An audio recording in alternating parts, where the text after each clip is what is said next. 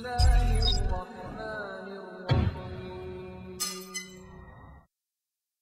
الله الرحمن الرحيم. نحمده سبحانه وتعالى ونستهديه ونستغفره ونعوذ بالله تعالى من شرور انفسنا ومن سيئات اعمالنا. من يهده الله تعالى فلا مضل له ومن يضلل فلا هادي له، واشهد ان لا اله الا الله وحده لا شريك له، واشهد ان محمدا عبده ورسوله وصفيه من خلقه وحبيبه، بلغ الرساله وادى الامانه ونصح الامه وكشف الله عز وجل به الغمه وجاهد في سبيل ربه حتى أتاه اليقين. اللهم صل وسلم وبارك عليه وعلى آله وأصحابه أجمعين. أما بعد. Brothers and sisters, Assalamu alaikum wa rahmatullahi wa barakatuh. Inshallah, today our topic is a very, very, very important topic. I'd like you all please to, inshallah, have as much concentration as possible so we can get maximum benefit in this gathering, inshallah. Today's topic is the importance of the Sunnah of Muhammad sallallahu alayhi wa sallam. My brothers and sisters in Islam, first we have to understand that part of our belief, part of our iman, a condition, a pillar of our iman is that the person has to believe in the Prophet Muhammad sallallahu alayhi wa sallam. You have to believe and you have to testify that Muhammad sallallahu alayhi wa sallam is Khatam al-Anbiya wa Sayyid al-Mursaleen, the seal of prophets, the leader of all prophets sallallahu alayhi wa sallam. It is very important for us to understand the rank, who Rasulullah sallallahu alayhi wa sallam is, what is his rank, and what does his advice mean. It is very important to ask our hearts and be honest with ourselves. Like we said yesterday in the beginning of the lecture, there's no point in assuming something or saying something that's not really in your heart. We want to look deep in our hearts and ask ourselves today, what does the Sunnah of Muhammad sallallahu alayhi wa sallam really mean to me? How do I view, when I hear with my own ears a hadith or a Sunnah of Muhammad sallallahu alayhi wa sallam mentioned in front of me, what effect do these words have on my heart? What effect does this Sunnah bring in my life? I have to be honest with myself so we can move forward, we can improve in our relationship with Allah subhanahu wa ta'ala.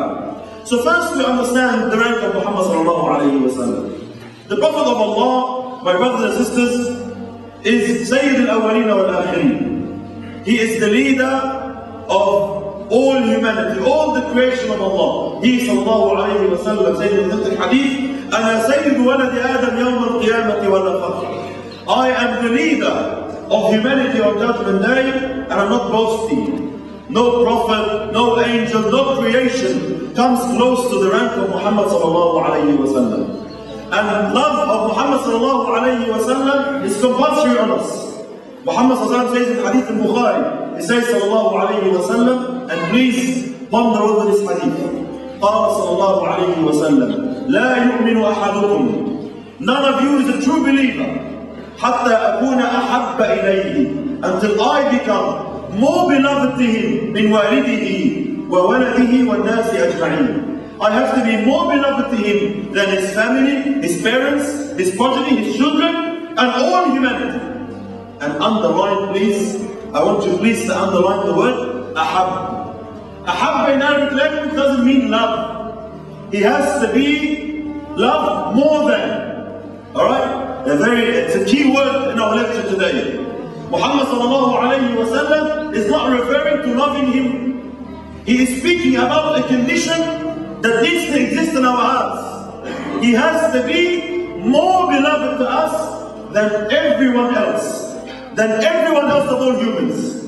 Except Allah subhanahu wa ta'ala, of course. Allah and His Prophet must come first in your heart before everything else. So, people say, oh, wallahi, I love Muhammad sallallahu alayhi wa sallam.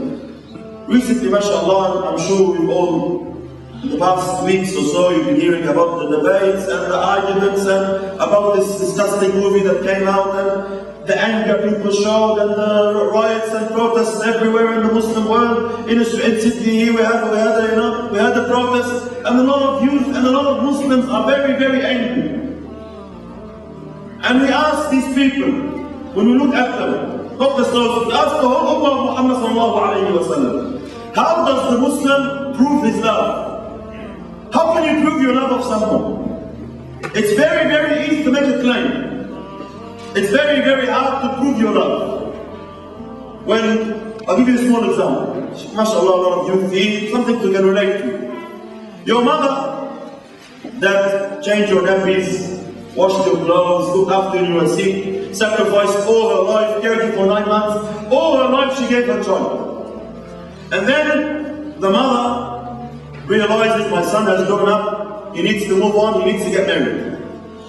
So this young man goes and gets married, and straight away the mother is like a microscope now. Every mother, you know, once her son moves to another lady, straight away she becomes very, very extremely jealous.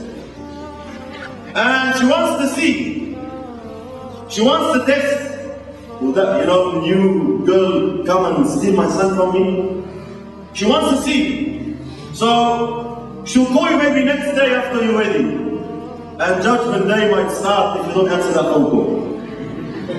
Judgment day might start. She will ask the favor of you, and she will see how you will respond. If you say, Mom, Wallah, you know, me and my wife, we thought we'd go eat somewhere, she will start crying.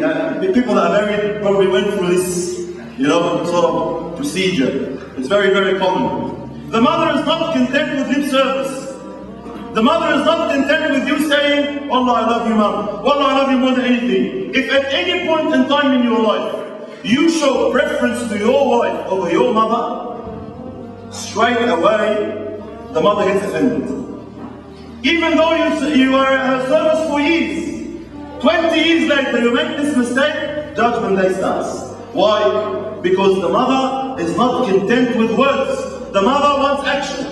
The wife the same, and the husband the same. If you say to your wife, if every day you send to your wife 1,000 messages, I love you, I love you, I love you, I love you. But then she says, come, you know, take me out, let's go eat somewhere, or spend some time with me. You say, I'm busy, I'm busy, I'm busy, I'm busy. What they say to you, yes, you love me? She will start crying, you don't love me, you're a liar, you don't spend time with us, you don't give up. The wife is not content with words, she wants action, she wants time, she wants attention. So why is it, my brothers and sisters, the deen, the miskeen, you know, is always has to be content with lip service.